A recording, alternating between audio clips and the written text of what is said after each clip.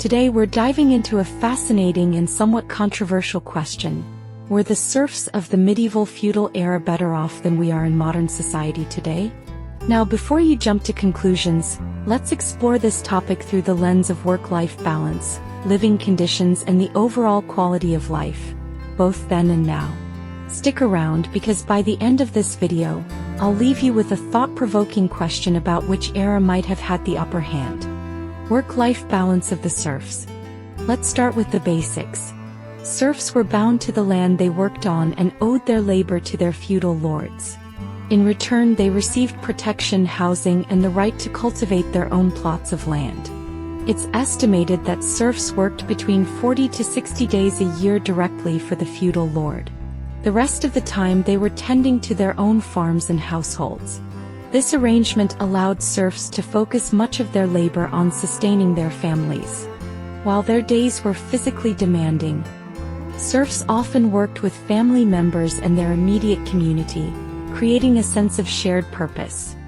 Their labor cycle followed natural rhythms and daylight hours, meaning they were not subjected to the rigid schedules imposed by modern office work.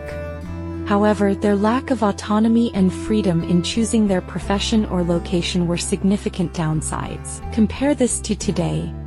The modern 40-hour workweek means we work roughly 250 days per year, often for employers who don't provide the kind of lifelong security feudal lords were obligated to offer. Additionally, modern work is frequently disconnected from tangible results, which can lead to feelings of alienation and burnout. The serfs' work, while labor-intensive, was tied directly to their survival and that of their families, giving it a clear purpose.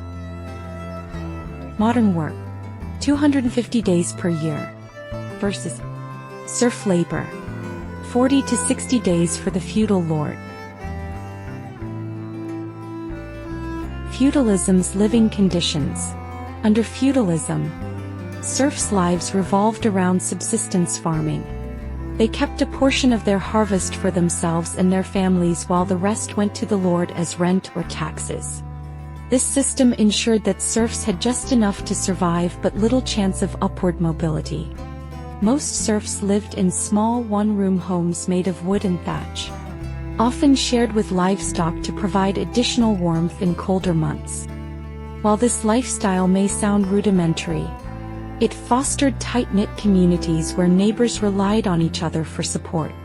Shared labor, communal feasts, and village festivals were common, creating a social fabric that provided stability and connection. In contrast, modern capitalism prioritizes individual achievement and upward mobility, but often at the cost of community bonds. While many enjoy better housing and amenities today, financial insecurity, isolation, and a lack of social safety nets are prevalent.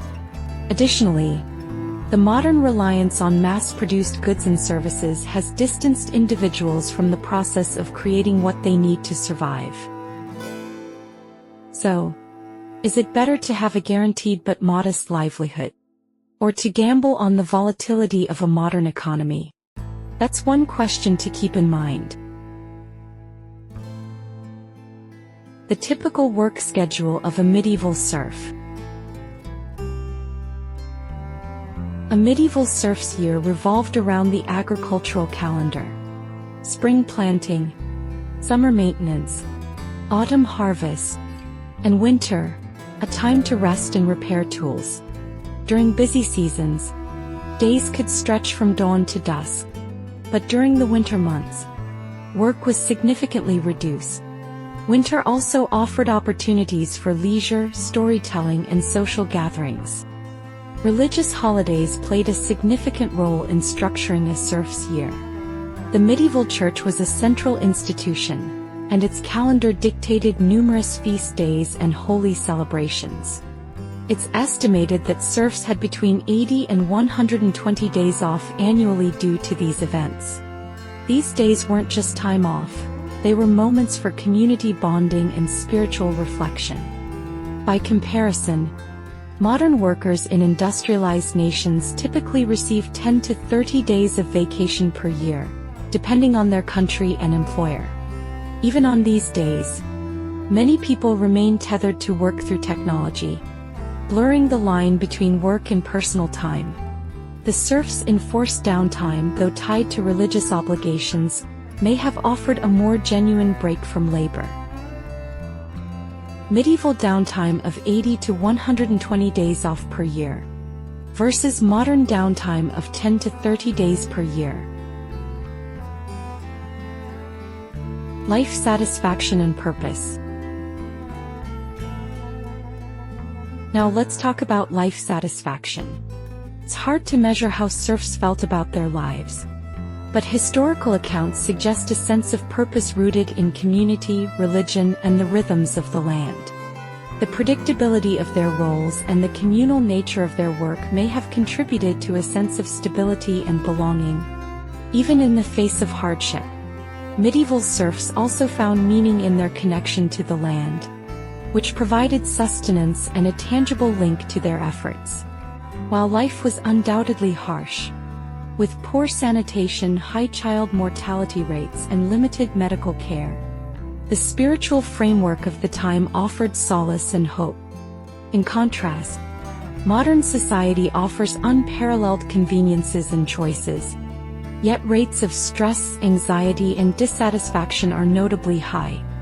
Many people feel disconnected from their work communities and the natural world, leading to a sense of emptiness despite material abundance. So were serfs actually happier? Maybe or maybe not, but they might have been less stressed than our modern society in some ways. Feudalism versus modern capitalism. Modern capitalism has given us incredible innovations, freedom, and opportunities. However, it has also created systemic inequalities, job insecurity, and burnout culture. Feudalism, while restrictive, provided a more predictable and communal way of life. The serfs' lack of freedom was offset by their guaranteed place in the feudal hierarchy, whereas modern workers must constantly compete to maintain or improve their status. When we compare the two systems, it's clear that both have their trade-offs. Feudalism prioritized stability and subsistence, whereas modern capitalism prioritizes growth and individual success. But at what cost? Final thoughts. So, were the serfs better off than we are now? The answer isn't black and white.